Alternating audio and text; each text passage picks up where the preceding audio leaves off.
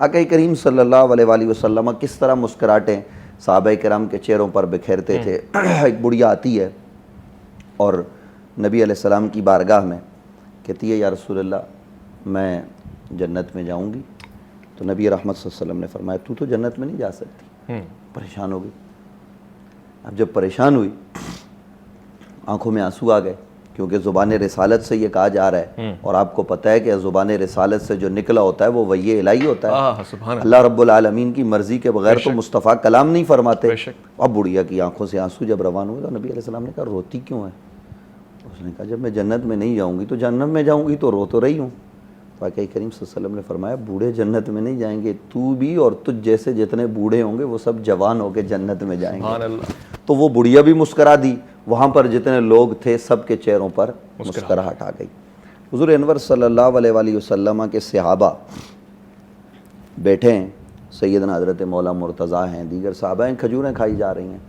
تو اب حضرت ابوبکر صدیق کے دل میں دل لگی سوجی، انہوں نے اپنی گٹھلیاں کھجور کی اٹھا کے حضرت مولا علی کے آگے رکھ دی، ان کی دیکھا دیکھی حضرت عبد الرحمن بن عوف نے بھی رکھ دی، حضرت فاروق اعظم نے بھی رکھ دی، کھجوریں کھائی جا رہی تھی۔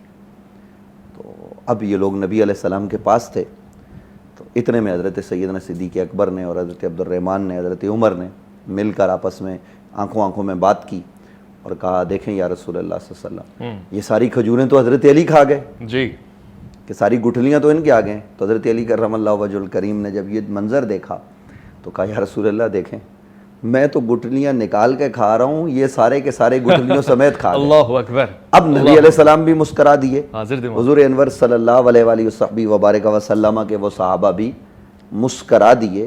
تو اس طرح کی مسکراہٹیں بکھیرنا یہ تو ثواب کا کام ہے، پریشان مسلمان کو سہارا دینا۔ یہ جو ہمارے یہاں تعزیت کا سلسلہ ہوتا ہے، آپ نے محترم عمر صاحب کی بات کی، عمر شریف صاحب کی، ان کا وصال ہوا، ان کے گھر والوں سے لوگ تعزیت کر رہے ہیں، تو 3 دن تک سوگ منایا جاتا ہے۔ اس میں جو تعزیت کے لیے جانے کا حکم ہے، کیوں؟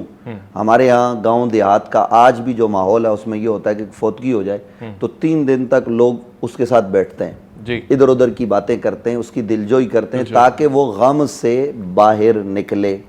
جس شہر میں ہم رہتے ہیں دن بھر تھکاوٹ اور معاشی مشکلات اپنی جگہ پر، وہاں اگر کوئی ہمیں مسکراہٹ بکھیرنے والا مل جائے جو مزاح کرتا ہو، ویسے عام طور پر یہ عادت بھی ہوتی ہے کہ ہم دوستوں کی مجلس ہوتی ہے، کہیں ہم اگر رات کو کھانے کے لیے نکلے تو اویس بھائی ہوتا یہ ہے کہ ہم اس دوست کو بڑا مس کرتے ہیں کہ جو زیادہ مزاح کرنے والا ہوتا ہے، اس کو ہم مس کر رہے ہوتے ہیں۔ یار وہ ایک دوست بولے گا مزہ نہیں آ رہا، وہ ساتھی نہیں آیا، تو ہم پوچھتے ہیں بھائی کیوں؟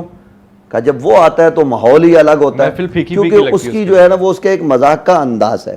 لیکن یاد رہے کہ مذاق میں نے آپ کو بتایا، دیکھیں نبی علیہ السلام کی سیرت سے بھی ہمیں ملتا ہے، یہ صرف ایک بات نہیں ہے، اور کئی مواقع پر حضور انور صلی اللہ علیہ وسلم بچوں سے مذاق فرمایا کرتے تھے۔ حضور علیہ السلام بچوں کو اٹھا کر ان کو چوما کرتے تھے، ان کو پیار کیا کرتے تھے، لیکن جو باؤنڈریز ہیں وہ یہ کہ مذاق میں توحید الہیہ کو، اللہ کی ذات کو کوئی نشانہ نہ بنائے، یعنی اگر میرا چہرہ ٹھیک نہیں ہے تو چہرہ میرا ٹھیک نہیں ہے، وَالَّذِي يُصَوِّرُكُمْ فِي الْأَرْحَامِ کَيْفَ يَشَاءُ، یہ توہین ہے کہ ہم اللہ کی بنائی ہوئی مخلوق پر اعتراض کریں۔ اسی طریقے سے فرشتوں کو، ملائکہ کو بیچ میں لا کر، حوروں کو، ان حوالوں سے بات نہیں کرنی چاہیے، اور ہم یہ بھی نہیں ڈنڈا لے کے کھڑے ہو جائیں گے کہ اگر کسی سے بات نکل گئی بالفرض طنز و مزاح کے پروگرام میں تو ہم کہیں گے جناب یہ دائرہ اسلام سے نکل گیا۔ یہ نہیں، میرا کام، آپ کا کام، معاشرے اور سوسائٹی میں بسنے والے وہ لوگ جو اصلاح کرنے والے، ان کا کام یہ ہونا چاہیے کہ ان حضرات کی اصلاح کی جائے۔